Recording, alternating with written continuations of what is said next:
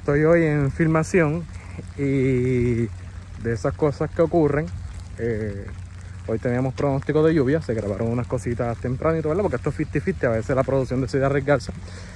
Decidió arriesgarse, se filmó hasta donde el clima nos permitió y obviamente el clima pues continúa en la de él. Pero estoy aprovechando que tengo a Raúl Carbonell en el set y quiero para Cine Movida entrevistarlo. Hay muchas cosas que hablar con Raúl Carbonell, obviamente él está trabajando, está actuando, aunque estamos de break, pero no lo voy a ocupar mucho. Pero le traje a él algo y yo quiero que él me reaccione a eso. Y es una copia de la película Ayer Amargo. Y esta capa. Ok, esto es una copia de Ayer Amargo, de la colección de cine puertorriqueño del Archivo Nacional. Yo creo que se me moja mucho con la lluvia. Y yo voy a los campers o al área de vestuario a ver dónde consigo a Raúl Carbonell para mostrársela. Esa es la primera película que hizo Raúl Carbonell. Él tenía como unos 8 años en ese entonces.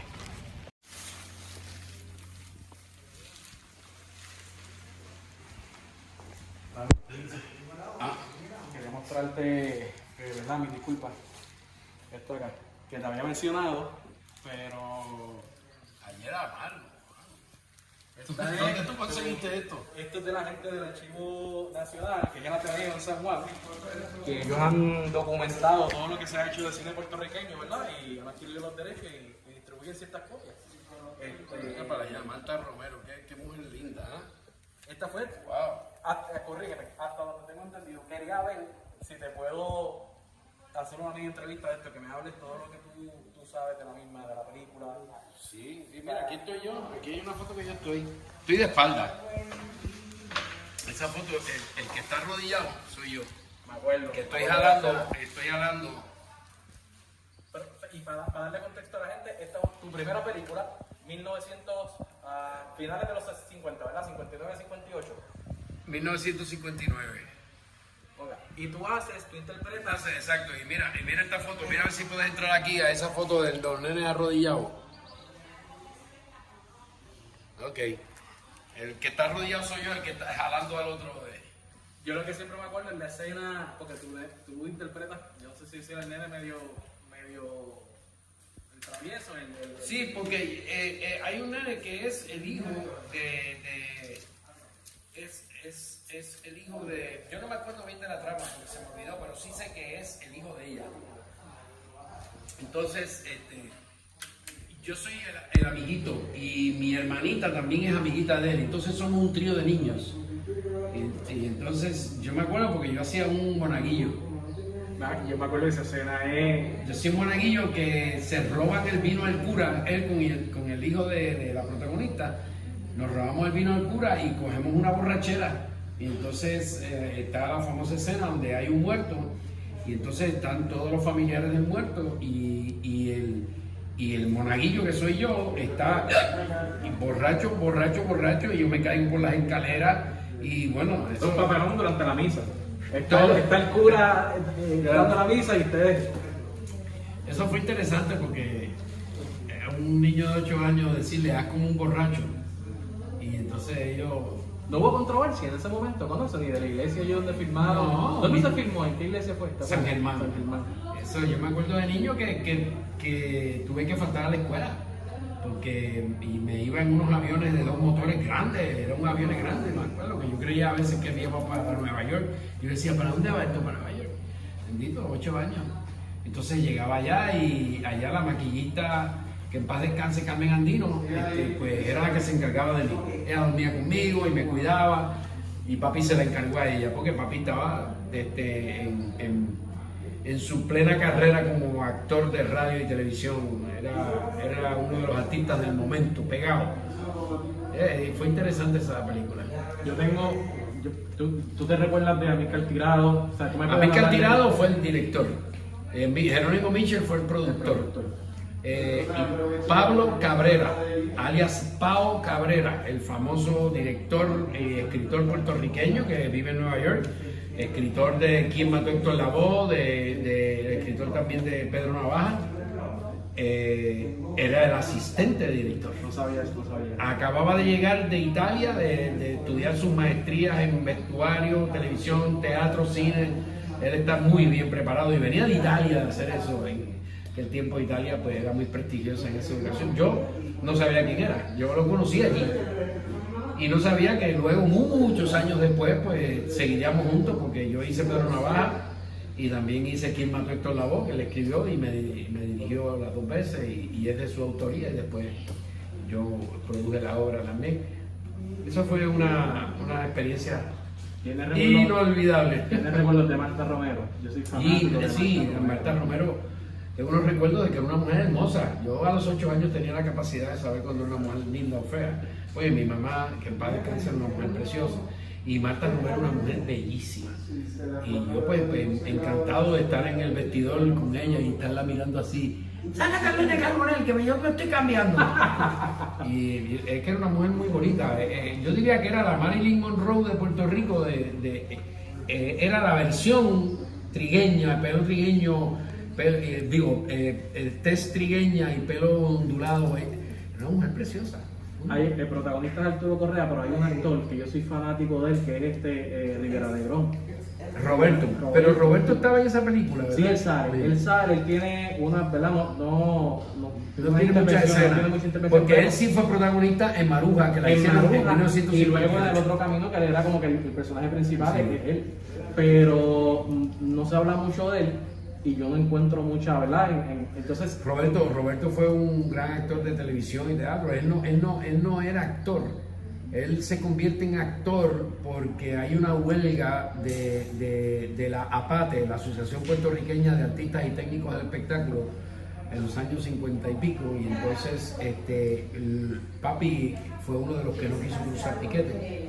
Y entonces tuvieron que seguir las producciones de radio y televisión, y entonces ahí Esther Palés empezó a buscar gente que no eran actores y los convirtió en actores. Pero ella tenía un gran ojo clínico de ver quién tenía el talento y no. Eran prácticamente unos rompehuelgas, pero con el tiempo después se acabó la huelga y se convirtieron en compañeros, porque hay que olvidar. Y resultaron excelentes actores, pero ella fue la que los descubrió. Él es descubierto por Esther Palés directamente, o sea, ella es la que lo... Hasta donde sé, hasta donde yo sé que ahí es que surge Roberto Rivera Negrón, que era un excelente actor. Pero el protagonista era Arturo Correa, el galán puertorriqueño del cine mexicano, porque en ese tiempo él estaba haciendo mucho cine en México. Y era puertorriqueño, o sea, los puertorriqueños desde los años 50 y 40 hemos tenido una trayectoria en México, empezando por Rafael Hernández. Rafael Hernández, compositor de tantos y tantos éxitos en Puerto Rico, donde tuvo su éxito grande fue en México y Nueva York. Y continuando con Barrio Castillo, porque en los 60 después, ¿verdad? Padre. Sí, entonces ahí viene el galán puertorriqueño del cine mexicano, Arturo Correa. ¿Por qué? Porque él hizo un montón de películas como galán allá. Y era un tipo bien parecido, de huesos cuadrados en la cara, un tipo... Y luego de eso, pues, Miguel Ángel Álvarez.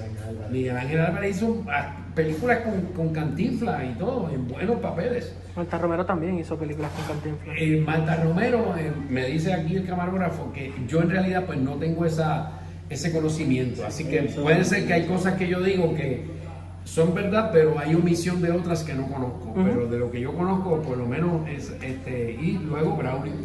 Con Braulio yo hice una película que se llamó Bello Amanecer. Sí. Y yo es buenísima también, Bello Amanecer. Yo todas las escenas mías. Esa época de los 60, que hubo como que después de ahí también, como con el cine puertorriqueño, sí, estuvo en las coproducciones. Bueno, yo hice 4 películas corridas de niño. Yo no había hecho ni teatro, ni televisión, nada, solamente cine. Y después fue que empecé a hacer teatro y televisión, empecé a hacer novelas. E hice esa película con Braulio, e inmediatamente viene la novela Juan del Diablo. Y ahí entonces me escogen a mí para hacer Juan del Diablo niño, que es el papel de Braulio. Lo hacía yo, pero de niño, los primeros 13 capítulos, novelas en vivo, en Telemundo, cuando Telemundo era allí frente al Parque de Niño Rivera. Y así fue que... Pero esta película tiene muchas anécdotas. Jerónimo Michel era el productor. Yo fui también productor de Maruja antes de esta. Y a mí, eso fue, para mí fue una gran experiencia. Me acuerdo de las cámaras de Panavisión, ¿sabes?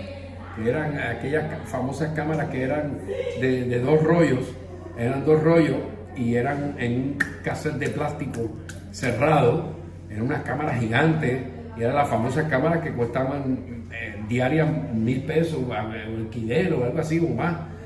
Y entonces pues tenían un rollo que era el que donde pasaba la película y el otro que lo recogía. Y entonces y todavía se usa Panavisión. Todavía se usa Panavisión, que para mí tiene un poco mayor profundidad visual que la digital, pero el digital lo han logrado ya llevar ahí casi.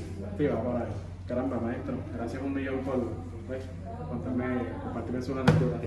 Ayer Amargo, mi primera película de niño, muchachos, eso para mí es un... Y se considera una de las más, lo que es Maruja y Ayer Amargo, están ahí entre las dos, como icónicas. y Citizen Kane de Estados Unidos, que son las películas. Sobre todo la fotografía de estas películas, y cuando digo fotografía, para aquellos que están viendo y no saben de cine, pues la fotografía es el que está detrás, que es el director de fotografía, que es el camarógrafo. La fotografía era una fotografía muy estilizada y muy ponderada, con eso quiere decir muy pensada, y todo era un cuadro, lo que salía en ese cuadro tenía que ser todo como una pintura, una obra de arte. Y así estaba todo, la iluminación, al igual que el movimiento de cámara, todos los elementos, o sea, había un celo con la fotografía de que eso fuera perfecto. En Maruja tienen unas escenas con espejos, sí. Las escenas de los espejos y todo eso, o sea, Puerto Rico se hacía muy buen cine desde los años 50 y 60. No quiero decir que no se esté haciendo buen cine ahora, pero se hacía un cine quizá mejor que el que se hace ahora, y no es que ahora sea malo, pero tuvimos una sequía grande, y ahora estamos en una bonanza, gracias a los créditos contributivos. No, maestro, gracias 1.000.000. Vámonos.